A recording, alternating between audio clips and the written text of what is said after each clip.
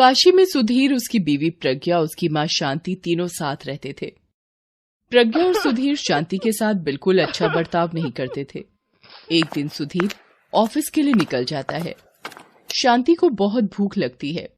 वो प्रज्ञा को आवाज लगाकर बोलती है, प्रज्ञा बेटा कुछ खाने को बना दो, बहुत भूख लग रही है, दोपहर भी हो गई, मुझे दवाई लेनी है। खाने को भी मैं ही बनाकर दूं? अब आपके हाथ पैर क्या काम नहीं करते? दिन भर परेशान कर देती हो, दिमाग खराब कर दिया है, कुछ तो काम कर लिया करो। बेटा मुझसे काम नहीं होता, वरना मैं तुम्हें परेशान नहीं करती, मैं खुद ही सब कर लेती। हाँ हाँ, खाना खाने को बोल दो, भर भर कर खा लोगी, थोड़े से काम का बोल दो, हाथ पैर नहीं चलते इनके। इतना बोलकर प्रज्ञा खुद के लिए मैगी बनाकर अपने कमरे में ले जाती है और मैगी खाते खाते फोन चलाने लग जाती है।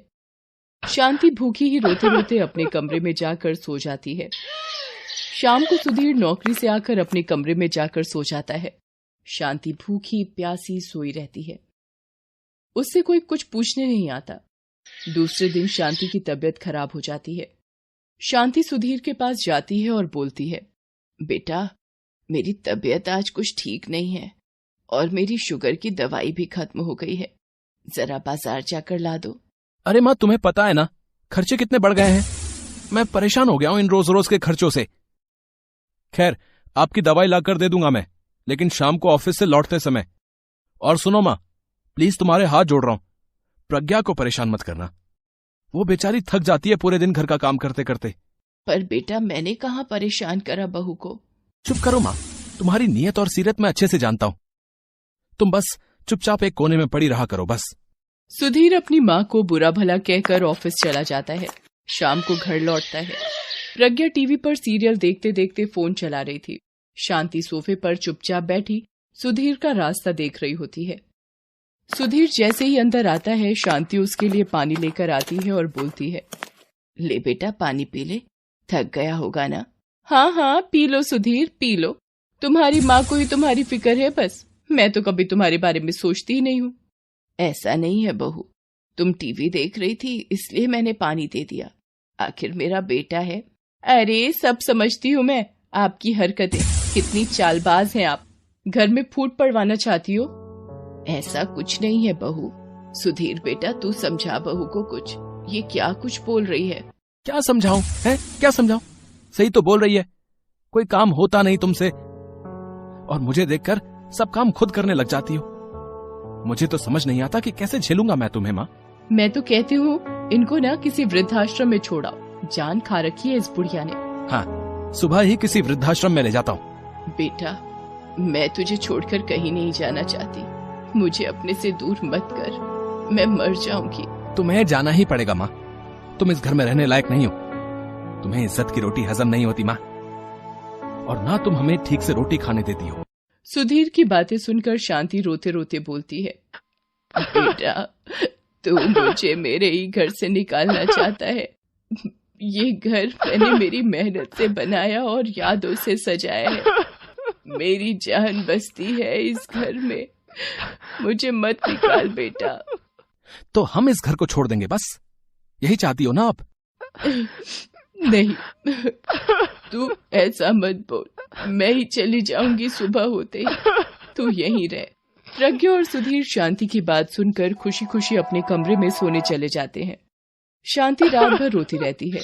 दूसरे दिन सुबह सुधीर शांति को उसके कमरे से बुलाता है। चल माँ चल, तुझे छोड़कर आता हूँ वृद्धाश्रम। नहीं बेटा, तू कहाँ परेशान होगा, मैं खुद ही चली जाऊंगी। शांति खुद ही शहर के वृद्धाश्रम में रहने चली जाती है। थोड़ा समय बीत जाता है। एक दिन सुधीर और प्रज्ञा लंच के लिए अपने दोस्त विजय को अपने घर बुलाते हैं। विजय सुधीर से बोलता है, अरे यार कितने सालों बाद मिले हैं अपन आज। हाँ यार बहुत टाइम हो गया। आज भाभी जी के हाथ का खाना खाने को मिलेगा, पर भाभी जी एक बात बोलूंगा, आंटी जैसी दाल मखनी कोई नहीं बना सकता, वो तो वर्ल्ड की बेस्ट शेफ हैं। क्यों है ना सुधीर? हाँ यार।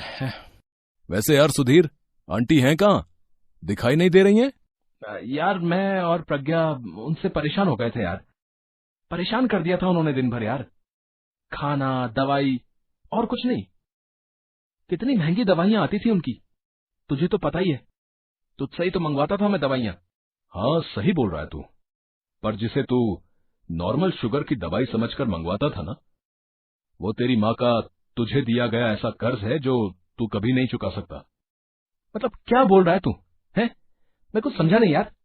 वही तो प्रॉब्लम है सुधीर, तू कभी आंटी के मन को समझ ही नहीं पाया। उनके मन में सिर्फ तेरे लिए प्यार था, और ये तेरी जिंदगी जो है ना, ये उसी दिन खत्म हो जाती जब तू 9 साल पहले हॉस्पिटल में एडमिट हुआ था। जिस माँ ने तुझे ये बोला था ना, हॉस्पिटल में बेटा परेशान मत हो, नॉर्मल पथरी का ऑपरेशन है, उस माँ ने अपनी जान की परवाह न करते हुए तुझे एक किडनी दी थी। वो चाहती तो उस वक्त अपनी फिक्र करके तुझ जैसी औलाद को मरने देती, पर उन्होंने तुझे बचाया। और थू है तुझ पर सुधीर, थू है, क्योंकि जिस इंसान ने देवी समान अपनी बूढ़ी मां को घर से निकाल दिया, मैं उस इंसान के घर का खाना भी नहीं खाऊंगा। छी, इतना गिरा हुआ नहीं हूं मैं। विजय उठकर वहां से चला जाता है। विजय की बातें सुनकर सुधीर की आंखों से आंसू बहने लगते हैं। तभी सुधीर की डोरबेल बजती है। सामने प्रज्ञा की माँ विमला रोते रोते प्रज्ञा के गले लगती है और बोलती है, बेटा, तेरे भाई भाभी ने मुझे घर से निकाल दिया। वो ऐसा कैसे कर सकते हैं? उन्हें जैसे ही पता चला कि तूने अपनी सास को घर से निकाल दिया, उन्होंने भी तेरी बूढ़ी माँ को निकाल दिया। तेरे कर्मों की सजा मुझे भुगतनी पड़ी। जा, तू अपनी सास को वापस घर ले आ। हाँ माँ, मैं और सुधीर कल ही माँ को वापस लेकर घर आ जाएंगे। आप अंदर आ जाइए। प्रज्ञा और सुधीर दूसरे दिन ही सुबह सुबह शांति को लेने आश्रम पहुंच जाते हैं। आश्रम में शांति की तबीयत बहुत खराब होती है और वो बस सुधीर को ही याद करती रहती है। डॉक्टर सुधीर को देखते ही बोलते हैं, कैसे बेटे हैं आप, जो अपनी माँ को इतनी तकलीफ में भी यहाँ छोड़ गए? वो आपको इतना याद कर रही है और आप अपने ही जीवन में व्यस्त हैं। आप जैसे लोगों को अपनी माँ का जरा भी ख्याल नहीं होता। डॉक्टर की आवाज से शांति की आंखें खुलती हैं और वो सुधीर और प्रज्ञा को वहां खड़ा देखकर बोलती है, आ गया मेरे बेटे।